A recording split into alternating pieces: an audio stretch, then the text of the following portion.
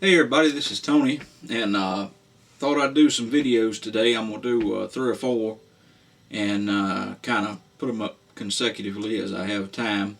I had a bunch of song requests and some people had some hardware questions. And so, like I said, I think this is going to take a pretty good while to do, and there's no real set time. Right now, we're doing uh, so much running back and forth. I don't really have time to dedicate to it, on a weekly basis or whatever. So I'm just trying to get to them as I can. But if y'all ain't in no hurry, I ain't in no hurry, and we can kind of keep on going. To answer a couple of questions I had right quick, somebody asked me the other day what kind of capo I was using now, and it's just a little page banjo capo. I've had better ones like McKinney's and what was that other one? A BMF capo. I think a guy in Raleigh, North Carolina makes those. And the only reason I stopped making them was because I actually lost a couple of them, and I think somebody kind of borrowed one time and put the 5-finger discount on it. And they're a little too expensive for me right now, no more than I'm playing to drop $100 on a capo. But I think a page is maybe $15, $16, something like that, and they work fine. The only thing that happens with them is the little set screw in the bottom kind of starts to corrode and they don't turn as well. But if you take a little bit of gun oil or 3-in-1 or something and drop a little drop or two on the threads every now and then, it works fine.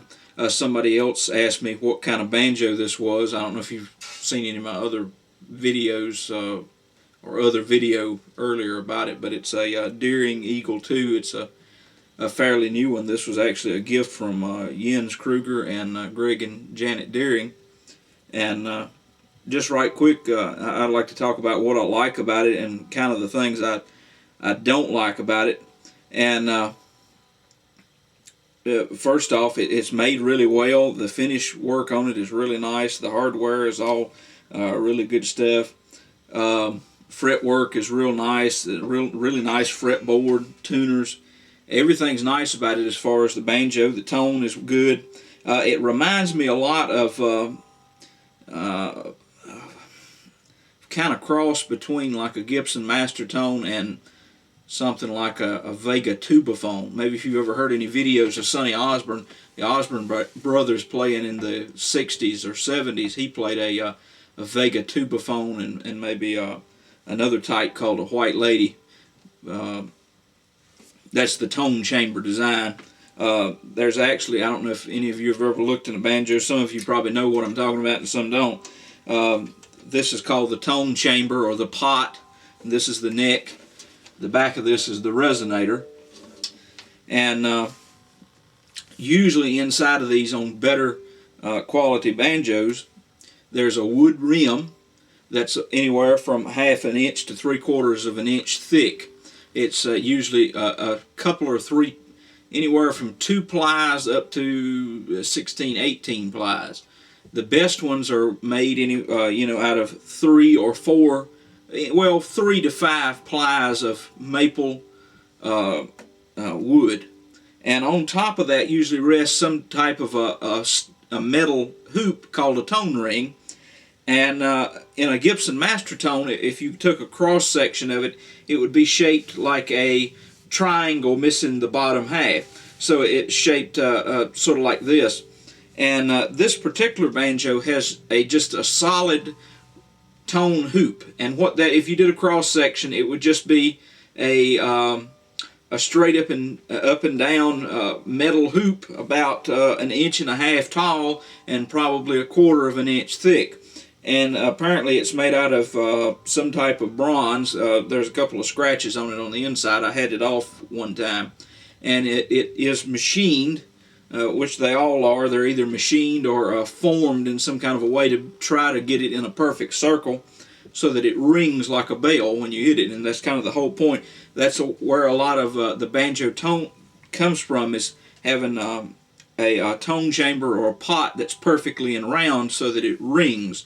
If you've ever had one apart, there's 2 rods inside of here, or 1 rod on some banjos, that adjust the pitch or the angle of the neck, and it adds stability to the whole bottom half of the banjo so that the neck doesn't over time push forward under the tension of the strings. It's several hundred pounds of tension on this once it's tuned up to pitch. And you can actually, if you mess with those rods too much in one direction or another, you can push this tone chamber out of round and make it into a more elliptical shape. And usually that takes some of the ring from the banjo, and it makes it a little deader sounding. So that's not really a good idea. If you I played around with a lot of banjos growing up and kind of messed up a few before I learned what to do and what not to do.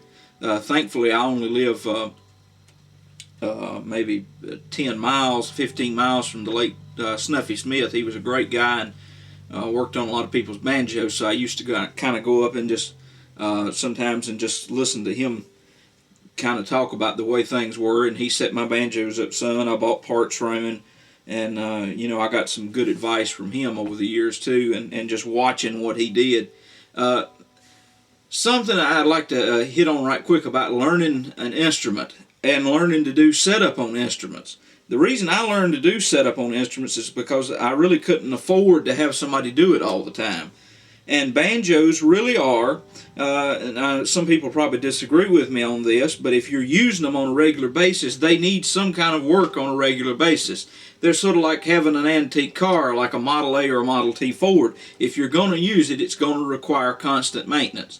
And that's the way they are. And I couldn't afford to shell out $50, $60, $100 every month when something went a little haywire on it.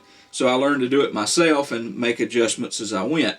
And if anybody has ever seen me at shows, I know I've even kind of shocked some banjo players, I think, in past years. I'd be at festivals with Heather, or when I was playing with James King or Jeanette Williams or some of those people, and I would be backstage with my banjo apart, tinkering on some stuff, and I think people think you're just kind of tearing them apart, but I knew how I wanted my banjo to sound, and when it didn't sound that way, I knew I had to dig into it and put it back the way that it should be, depending on the conditions you live in.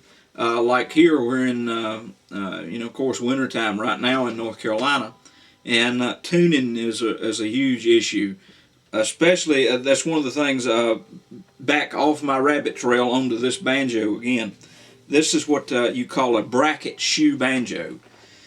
Coming off the sides of the rim are these little hooks that are screwed into the side of the rim on this banjo, and they actually support the tension hooks that stretch the head down, that tighten it up. And there's a lot of wood in this banjo, and there's a lot of wood-to-wood contact, more so than it is in a Gibson Master Tone type banjo, or kind of the equivalent of that. The only thing I see I don't like about these particular kind of banjos is they don't hold up tuning quite as well. As the temperature changes, as I pull it out of the case, and sometimes even during the middle of the show, if I start to sweat and this thing gets hot laying against me, it starts changing pitch. And it's not the setup. Everything is tight, everything is adjusted as it should be. That's just the nature of this particular type of instrument. And it could just be the one I have. It could just be the particular wood that this banjo is made out of. But that's my only real beef with it, is it doesn't really hold tuning as well. The other thing is over the years I have played and have owned, there was a time when we were playing out a lot more, and I was actually making quite a bit of money when I was out doing secular music. And I owned really, really nice old Gibson banjos, and it's kind of like, once you've owned a Lincoln or a Cadillac, you really don't want to go back to driving a Chevrolet. And like I say, there's nothing wrong with this banjo, and it's awesome, but, once you've played an old pre-World War II, Gibson Master Tone, and especially a good one, you kind of set your standard to that. So, hopefully one day I'll have one again, and I believe God will bless me that way at some point. But for now, these are awesome banjos, especially for the price. I think I've seen a bunch of them used on the Banjo Hangout for $1,500, $1,600. And if you're getting a first or second banjo, this would be a really, really good way to go. And and get out under $2,000. And in today's market, that's pretty good if you get a good quality banjo for under $2,000. I think that's it for that. I was trying to think if I had any other questions I need to answer right quick. And somebody was asking me about showing some like JD Crow stuff and backup. We'll get to that.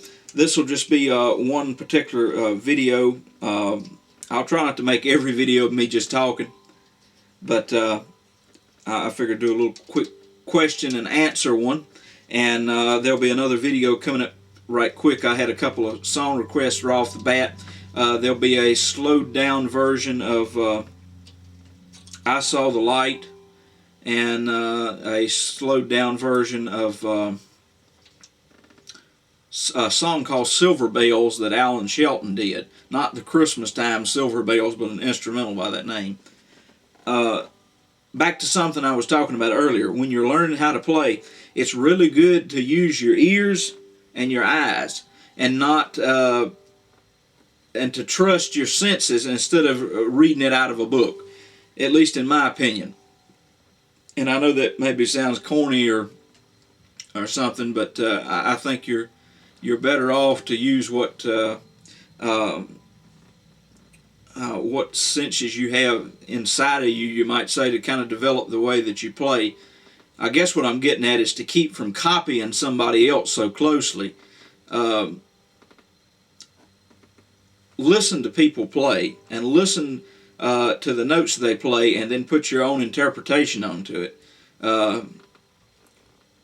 Watch them play, and watching people play in live will give you a good idea of how to save time on hand movements, placing your hand on the head to get a good tone. One of the videos coming up, I'm just going to talk real quickly about banjo tone. And most of your banjo tone comes from this, not the setup or the instrument. It comes from your right hand and the way that you hold it, the way that your picks are shaped. So yeah, I'm going to end this one right quick. This has been a little question and answer thing, and we'll get on to some actual banjo videos.